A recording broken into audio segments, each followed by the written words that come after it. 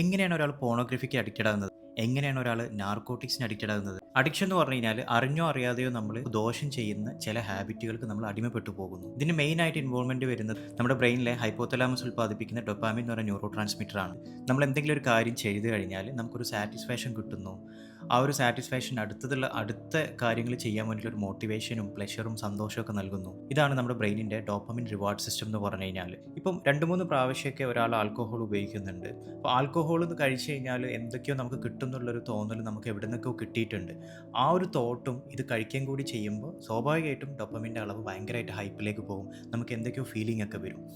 ഇത് next day ഇതേ സമയം നമ്മൾ കഴിഞ്ഞ ദിവസം കഴിച്ച അതേ സമയം തന്നെ നമ്മൾ ജസ്റ്റ് ഒരു ഗ്ലാസ്സോ അല്ലെങ്കിൽ ഒരു കുപ്പിയോ കണ്ടു കഴിഞ്ഞാൽ തന്നെ നമ്മുടെ ബ്രെയിൻ നമുക്ക് ഒരു അലേർട്ട് തരും, ഒരു ക്രേവിങ്സ് വരാൻ തുടങ്ങും.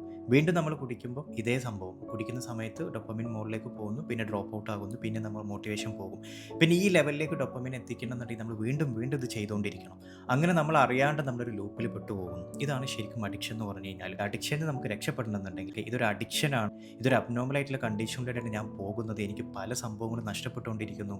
എൻ്റെ സൗഹൃദങ്ങൾ, എൻ്റെ ഫാമിലി ലൈഫ്, എൻ്റെ റീഡിങ് എബിലിറ്റി, എൻ്റെ ഇൻ്റലക്ച്വൽ പവർ, ഇതൊക്കെ എനിക്ക് നഷ്ടപ്പെട്ടുകൊണ്ടിരിക്കുക എന്നുള്ളൊരു തോന്നൽ നമുക്ക് വേണം. അതുണ്ടെന്നുണ്ടെങ്കിൽ നമുക്ക് ഇതിൽ നിന്ന് ഈസി ആയിട്ട് രക്ഷപ്പെടാൻ പറ്റും. ഇനി ഇതിനെക്കുറിച്ച് എന്തെങ്കിലും സംശയങ്ങളോ കാര്യങ്ങളോ ഉണ്ടെങ്കിൽ ജസ്റ്റ് കമൻറ്റിലോ അല്ലെങ്കിൽ DM-ലോ ചോദിച്ചോ, ഞാൻ എക്സ്പ്ലെയിൻ ചെയ്തുതരാം.